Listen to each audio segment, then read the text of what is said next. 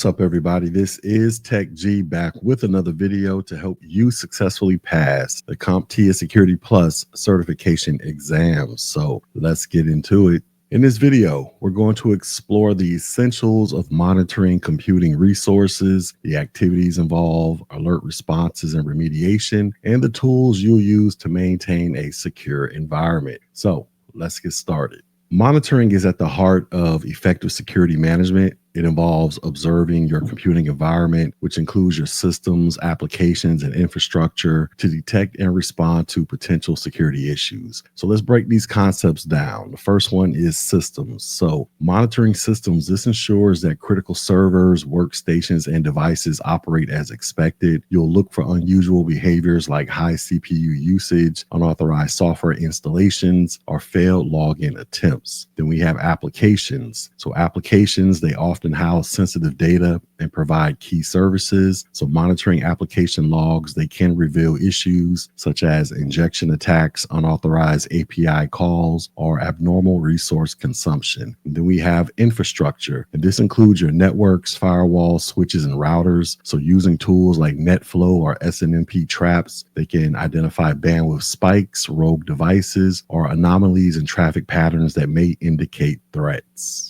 All right, next we have monitoring activities. So monitoring, this involves several activities, each crucial for identifying and addressing security concerns. So let's go through these. The first one is log aggregation. So logs from systems, applications, and infrastructure are collected and centralized. A security information and event management system is commonly used for this purpose. By aggregating logs, you can gain a holistic view of your environment. Then we have alerting. So alerts, they notify you when potential issues are detected. Effective alerting, this depends on setting thresholds and criteria to minimize false positives while capturing true threats. Then we have scanning. So regular scans where you use tools like vulnerability scanners. They can help identify weaknesses such as unpatched software or misconfigurations. Then we have reporting. So reports, they summarize monitoring results for stakeholders. It might include trends in detected threats, compliance status, or areas needing improvement. And then we have archiving. So logs and reports are archived for forensic investigations and compliance. So retention policies, they ensure you keep the data as long as required.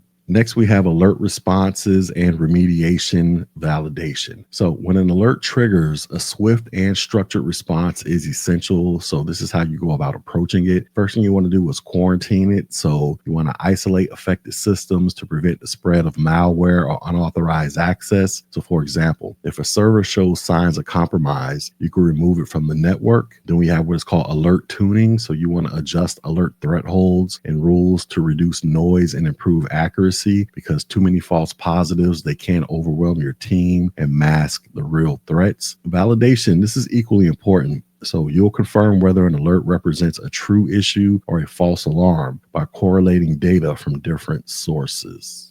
All right, next we have tools for monitoring and alerting. So security professionals, they rely on various tools to perform monitoring and alerting effectively. So let's discuss some of the key ones. The first one is called Security Content Automation Protocol, and this automates vulnerability management, ensuring compliance with benchmarks like NIST standards. It's particularly useful in environments that require strict adherence to regulatory frameworks. Then we have benchmarks. These are predefined configurations for security systems. And tools like the Center for Internet Security, or CIS benchmarks, they provide guidelines that help harden your infrastructure. Then we have agents and agentless tools. So agent-based tools, they are installed on endpoints, offering deep insights into the system. And then agentless tools like SNMP-based monitoring, they collect data without additional software on endpoints, and each has its pros and cons depending upon your environment. And then we have SIEM, or Security Information and Event Management tools. So SIEM tools like Splunk or IBM QRadar are the backbone of log aggregation and analysis. And they provide real-time monitoring, correlation, and alerting capabilities.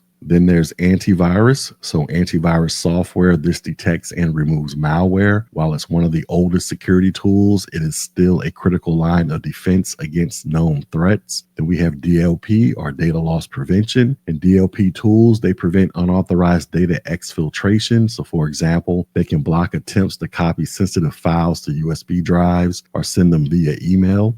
Then we also have what are called SNMP traps, or simple network management protocol traps. And SNMP traps, they notify admins of network issues. So for instance, a trap might indicate that a router CPU usage has exceeded safe thresholds. There's another tool called NetFlow, and this analyzes network traffic, providing insights into bandwidth usage and detecting anomalies like data exfiltration. And then we have vulnerability scanners. So tools like Nessus or Qualys, they identify weaknesses in your systems. And regular scans, they can help maintain a secure posture by addressing vulnerabilities before attackers have the opportunity to exploit them. So let's bring this together with a scenario. So imagine you're monitoring a corporate network with a SIEM, and the SIEM aggregates logs from your firewall, servers, and endpoints. One day it triggers an alert where it says multiple failed login attempts from a single IP address. So here's how you will go about responding to this. First thing you want to do is quarantine the system. So you want to block the IP address to prevent further access attempts. Then you want to conduct validation. So you want to use NetFlow to analyze traffic from the IP. And while you're doing so, you discover that it's a bot attempting a brute force attack. Then you want to implement remediation. So you want to strengthen password policies and implement multi-factor authentication. Then you want to tune your alerts. So you want to adjust your SIEM thresholds to better detect and respond to future brute force attacks. So in conclusion, monitoring and alerting are foundational to maintaining a secure computing environment. By understanding these components, activities, response strategies, and tools we've discussed today, you'll be well on your way to mastering this critical domain of the Security Plus exam. So keep practicing with tools like SIEM, vulnerability scanners, and DLP solutions to enhance your skills. Now, with all of that being said, let's do some of this wonderful check on learning. So the first question is, which tool is commonly used for collecting and analyzing logs from multiple systems to identify potential security incidents? Would it be antivirus? Would it be security information and event management, or SIEM? Would it be vulnerability scanners? Or would it be an SNMP trap or a simple network management protocol trap?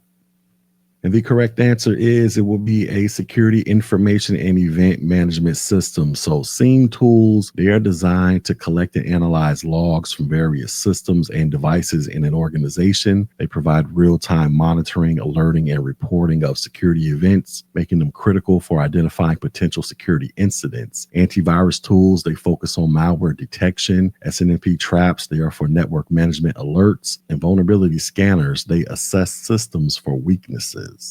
Next question. What is the primary purpose of using benchmarks in the context of security monitoring? Is it to measure system performance? Is it to establish a secure configuration baseline? Is it to monitor network traffic? Or is it to detect data loss incidents?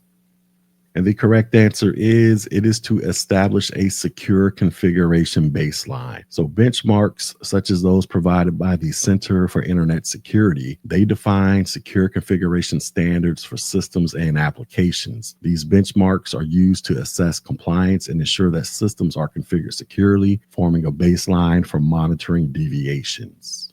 And our final question, which of the following activities focuses on collecting and organizing logs from multiple devices to centralize monitoring efforts? Is it scanning? Is it log aggregation? Is it alert tuning? Or is it a quarantine? And the correct answer is it is a log aggregation. So log aggregation, this involves collecting logs from multiple devices or systems into a centralized location, often using tools like SIEM. And this process is essential for simplifying analysis and identifying patterns or anomalies. Scanning is for identifying vulnerabilities. Alert tuning, this optimizes alert thresholds. And a quarantine, this is used for isolating threats.